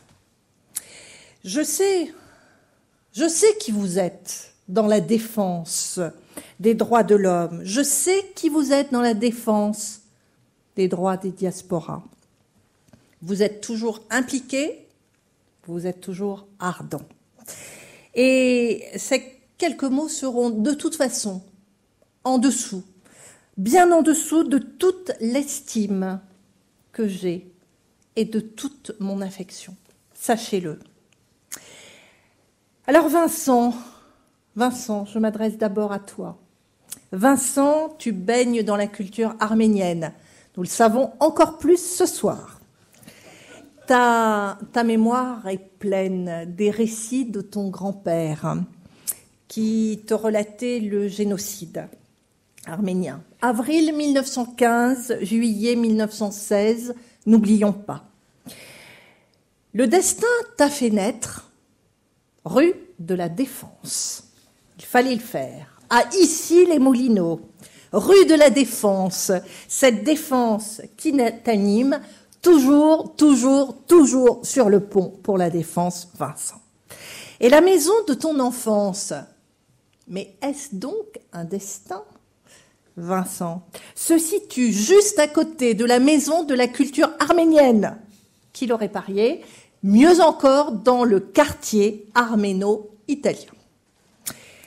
Tu y demeures jusqu'à ton bac, ton enfance et ton adolescence sont comme un roman, à la Romain Gary, mieux, Charles Dickens, d'une personne à la recherche du juste et de la vérité qui oscille entre différents mondes qui, normalement, ne devraient jamais se rencontrer.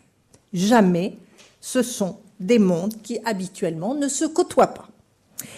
Et il faut vous le dire, Vincent aussi, dans un monde entre bagarres de rue, cambriolage juvénile, militantisme arménien, mais toujours avec la persévérance de réaliser des études brillantes.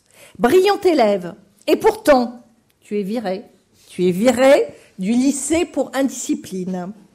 Mais dans la tête, Vincent a plein la tête de philosophes, de grande littérature. Elles te permettent de garder le cap, n'est-ce pas, Vincent? Comme un grand capitaine, timonier de sa vie et faisant la part des choses entre ce qui est essentiel et non superficiel. Parce que ce qui caractérise Vincent Gnorret, je peux le dire, Vincent, c'est ton authenticité, toujours aussi omniprésente, aussi vivante qu'aujourd'hui. Et cette année de ton bac, eh bien, tu quittes le quartier arménien et tu pars vivre à Évreux avec tes parents. Et après, tout se succède. Tu prêtes serment en 83, tu es élu premier secrétaire de la conférence en 84. Et je citais tout à l'heure Romain Gary. Tu me fais penser à son roman, La promesse de l'aube. Car relater son ascension professionnelle, c'est forcément époustouflant. Je rappelle très vite qu'il a été membre du Conseil de l'Ordre, élu au CNB, réélu au CNB, président délégué de l'Institut de droit pénal du barreau de Paris. Je peux même rappeler à Vincent qu'il est parti en observateur en Syrie afin de soutenir notre confrère Mohanad El Hassani, qui est heureusement libéré depuis lors. Très beau parcours, Vincent, il me paraissait important de le rappeler. Et tes trois enfants, ils sont ta passion. Julia, future pénaliste. Flora, que j'ai eu le bonheur d'accueillir à mon cabinet. Romain, passionné de musique, guitariste, étudiant en philo. Tiens, sur les traces. Tes dossiers refermés. Est-ce que c'est la rébellion de ton enfance et de ton adolescence qui te fait aimer le rock?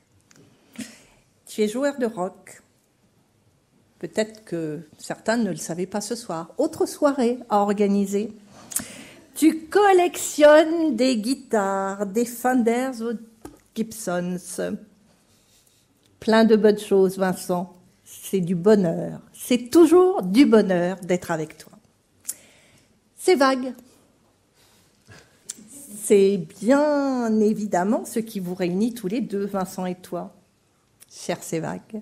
Votre implication, votre engagement, votre parcours, remarquable. Je vous connais moins, mais je sais que vous êtes un avocat brillant, que vous vous adonnez à l'art et à la passion d'écrivain. Et vous êtes l'auteur du roman, décidément, La prophétie d'Arara, un thriller initiatique dont le suspense, forcément, emporte très haut le lecteur, de façon forte. Vous savez créer de l'émotion. Vous relatez les péripéties d'un avocat parisien sulfureux dont la vie est bouleversée à la suite de la découverte de secrets liés à des recherches effectuées en matière d'archéologie chrétienne et préhistorique. Nous attendons avec impatience votre prochain ouvrage, bien sûr, consacré à la polémique du négationnisme. On vous dépeint comme un passionné d'écriture, féru de mystique judéo-chrétienne. Vrai ? Vrai. Émule de René Girard, inventeur de la théorie mimétique. Membre de l'Association française des avocats et juristes arméniens, vous contribuez à apporter un soutien dans les domaines juridiques et judiciaires, tant à l'Arménie qu'aux différentes diasporas. Le 6 février 2012, vous avez participé à un colloque « Pénalisation de la négation des génocides, pour ou contre », organisé par l'Institut de droit pénal du barreau de Paris, dont vous êtes membre. Docteur en droit de l'université Panthéon-Assas, vous obtenez la mention très recherchée, très honorable, avec les félicitations du jury. Vous conseillez de nombreux acteurs institutionnels et politiques, notamment le Centre d'information stratégique et économique. Et puis vous êtes membre de plusieurs associations, je pense à l'ADAP, je pense à l'AFDD, des associations où vous occupez de la place. Alors, sans vouloir prolonger cette soirée, merci à tous deux d'avoir fait entrer l'histoire au sein du palais littéraire ce soir, à cette occasion bien particulière. Merci à tous deux d'avoir fait ce mélange si subtil de littérature, de musique. Merci pour les moments d'émotion que vous avez su donner. Merci de nous avoir rappelé à notre devoir de mémoire. Merci du fond du cœur.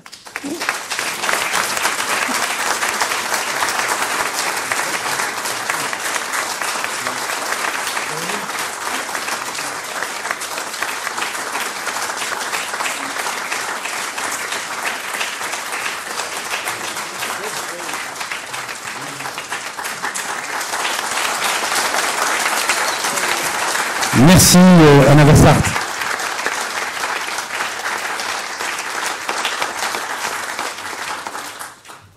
Alors, comme toujours, je serai cette fois-ci très bref, étant donné que Madame le bâtonnier, qui nous a fait l'honneur et le plaisir de nous rejoindre, était là pour dire l'essentiel de ce qu'il y avait à dire.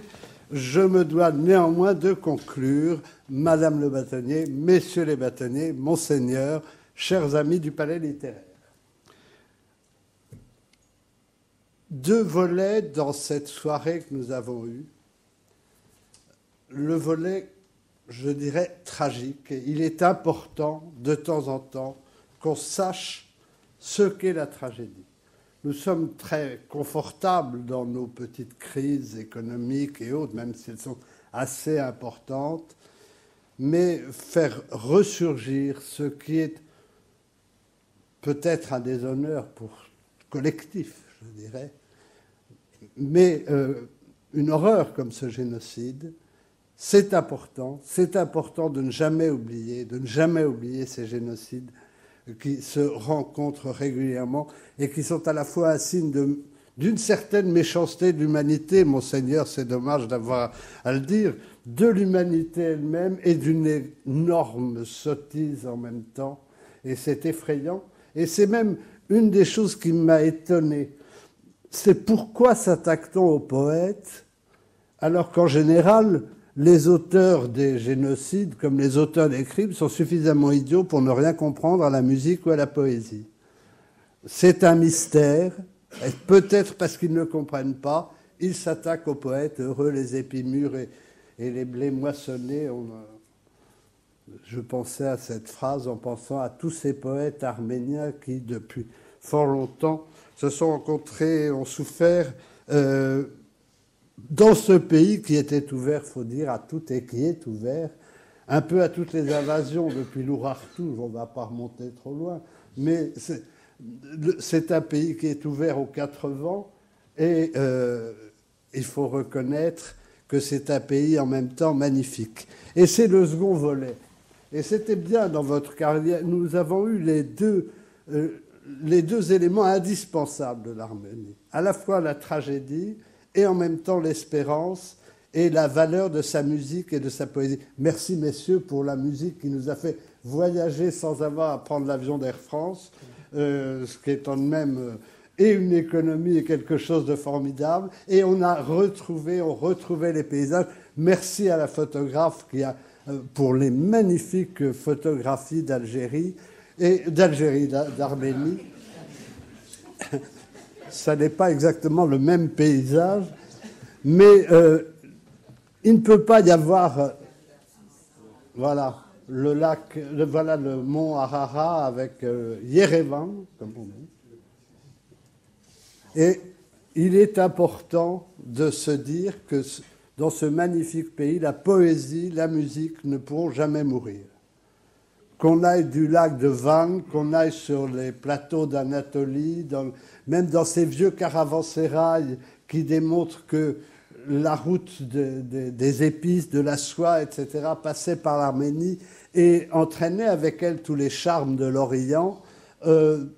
Et puis enfin, au mont de l'Espérance, qui est celui de l'Alliance noachique, le mont Ararat, que nous revoyons, et qui est là où se retrouve peut-être effectivement le jardin d'Éden. La poésie ne peut pas mourir, les Arméniens ne peuvent pas disparaître, ils sont réellement indispensables à l'humanité parce qu'ils la maintiennent peut-être grâce à leur alphabet du 5e siècle qui les a soudés les uns aux autres, mais qui les a ouverts aussi vers les autres. Voilà une magnifique photo du mont Ararat. Ce qui les a soudés les uns aux autres, c'est véritablement un moment essentiel, je crois, que nous avons vécu ce soir, grâce à vous, et je vous en remercie encore. Alors, j'en ai terminé. Je voudrais, comme je le fais à chaque fois, d'abord vous indiquer que la prochaine conférence aura lieu, je crois, à l'auditorium, le 24 octobre prochain. C'est notre confrère, le bâtonnier Hippolyte Wouters, et sa troupe théâtrale qui viendront nous donner un spectacle d'Hippolyte Wouters qui s'appelle Handel ou le choix d'Hercule. Ça devrait être très bien. Est-ce qu'on écoutera de la musique de Handel? Je ne sais pas. Tout le mystère est encore pour le moment à Bruxelles. Je voudrais également vous signaler, donc le 24 octobre, même heure que ce soit. Dernier élément, je voudrais vous signaler 3 ouvrages, dont 2 écrits par des anciens secrétaires de la conférence, qui sont parus récemment. Le dernier roman, parce que c'est son 4e, de Patrice Hafner, Un instant d'éternité, paru à l'Harmattan. C'est, on peut le dire, un thriller, mais qui est en même temps passionné par la notion du temps qui passe. Deuxième ouvrage d'un secrétaire de la conférence, le procès Capone de Jean-Marc Fédida, qui est également candidat au Conseil de l'Ordre. Et ce procès Capone qui passe un peu pour un roman policier, puisque c'est le Fleuve Noir qui l'a édité, est absolument passionnant. On croit tout savoir d'Al Capone, et puis on ouvre la première page du livre, et on ne peut pas s'arrêter jusqu'à la fin. C'est pas qu'Al Capone était vraiment sympathique, mais c'est un livre qui est tout à fait magistral dans sa conduite, et ça donne une idée de la justice américaine qui n'est pas toujours tout à fait favorable. Et enfin, un dernier ouvrage d'un confrère, de François Sureau, et j'en aurais terminé, qui s'appelle Inigo. Inigo, c'est le prénom d'Ignace de Loyola. C'est un roman paru chez Gallimard, qui n'est pas non plus très gros, et qui est également un ouvrage remarquable. C'est l'histoire de saint Ignace de Loyola, jusqu'à ce qu'en fait il devienne le patron des Jésuites. C'est-à-dire, ça va de toute sa jeunesse comme militaire noble qui sert le roi d'Espagne, jusqu'au service de Dieu dans la plus grande pauvreté, et avant qu'il ne crée la Compagnie de Jésus. Et c'est un livre également passionnant comme un roman, et que je vous conseille de lire. Donc voilà ma petite bibliothèque pour ce soir. Et enfin, une dernière chose, et je vous libère, mais il y en a que ça intéresse.